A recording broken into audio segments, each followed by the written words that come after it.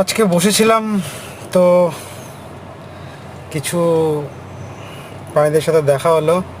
এখানে ওরা খাবারই খাচ্ছিল, তো আমার হাতে ছিল একটি কলা, আমার গাড়িতে ছিল, সেখান থেকে নিয়ে ভাবলাম এদেরকে খাইয়ে দিই। কোথাও যেন একটা শান্তি খুঁজে পাওয়া যায় অ্যাকচুয়ালি, খুব ভালো লাগে আমার এসব করতে। বাট সময় করে উঠে পারা যায় না, পরিস্থিতি তেমন থাকে না, বা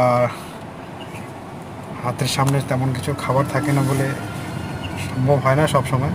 বাট আমি চেষ্টা করি বেশিরভাগ সময় যেন আমি আমার সামনে যারা থাকবে আর কি, কেমন কিছু ডগ পেয়ে যাই রাস্তায়, কিছু মাঙ্কিস পেয়ে যাই, আজকে এদেরকে পেয়ে গেলাম।